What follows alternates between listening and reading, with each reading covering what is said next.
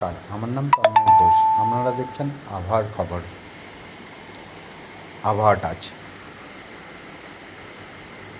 আজ সারাদিন মেঘলা আবহাওয়া, হালকা রোদ ছিল, কিন্তু বেলার দিকে বা দুপুর দিক থেকেই বৃষ্টি ভালোই হয়েছে।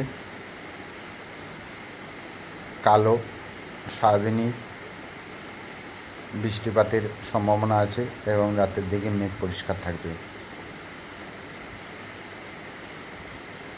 রবিবার মেঘলা আবহাওয়া থাকবে, দুপুর দিক থেকে বৃষ্টি হওয়ার সম্ভাবনা আছে এবং রাতের দিকে মেঘ পরিষ্কার হয়ে যাবে। সোমবার মেঘলা আবহাওয়া,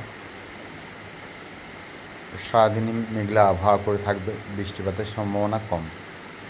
মঙ্গলবার সকাল দিকে মেঘ পরিষ্কার থাকবে এবং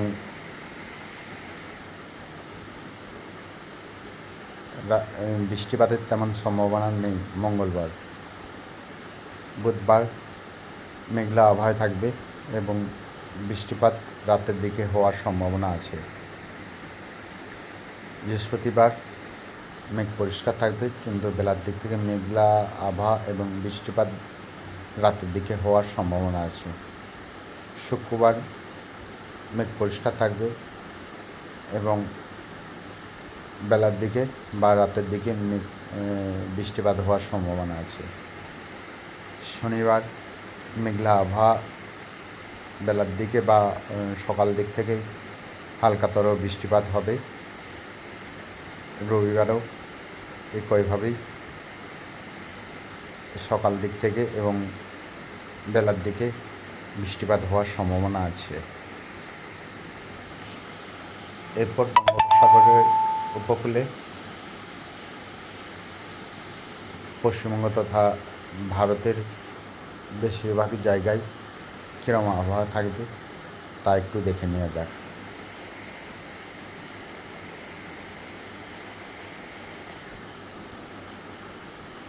বেশিরভাগই জায়গায় দেখতে পাওয়া যাচ্ছে মৌসুমের প্রভাব হালকাতর দেখতে পাওয়া যাচ্ছে। তার মধ্যে সবচেয়ে বেশি দেখতে পাওয়া যাচ্ছে বাংলাদেশ, তার সঙ্গে নেপাল, ভুটান, এগুলিতে বেশি বৃষ্টিপাতের সম্ভাবনা রয়েছে। তার সঙ্গে দিল্লি, বেশিরভাগই জায়গায় বৃষ্টিপাতের সম্ভাবনা বেশি রয়েছে। নেপাল, ভুটান তো প্রচুর পরিমাণে বৃষ্টিপাত হওয়ার সম্ভাবনা রয়েছে প্রতিদিন। তো মৌসুমের প্রভাব মোটামুটি যা দেখতে পাওয়া যাচ্ছে ভারতের বেশিরভাগই জায়গায় তথা বঙ্গোপসাগরের উপকূলবর্তী এলাকাগুলিতে, মায়ানমার, বাংলাদেশ, নেপাল, ভুটান, পশ্চিমবঙ্গ তথা ভারতের নাগপুর, এলাহাবাদ,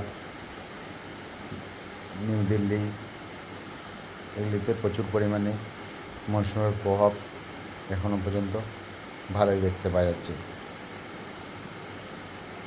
তো প্রতিদিন না কোনো দিন না কোনো দিন প্রতিদিনই দুবেলা বৃষ্টিপাত বা সারাদিনই বৃষ্টিপাত বেশিরভাগই জায়গায় লক্ষ্য করা যাচ্ছে।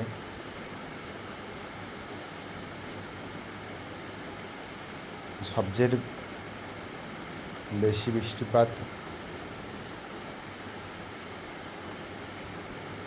নেপাল, ভুটান, এগুলিতে বেশি বৃষ্টিপাত হওয়ার সম্ভাবনা বা বজ্রবিদ্যুৎ সহ বৃষ্টিপাতের প্রবণতা বেশি। হাওয়ার দিক অনুযায়ী এরপর কিছু কিছু পরিবর্তন হতে পারে। তো এখনো পর্যন্ত এগুলি এই আবহাওয়ার বিবরণে দেখতে পাওয়া যাচ্ছে। তা প্রতিদিনের আবহাওয়ার সংবাদ পাওয়ার জন্য চ্যানেলটিকে সাবস্ক্রাইব করে রাখবেন এবং লাইক ও শেয়ার অবশ্যই করবেন। ধন্যবাদ।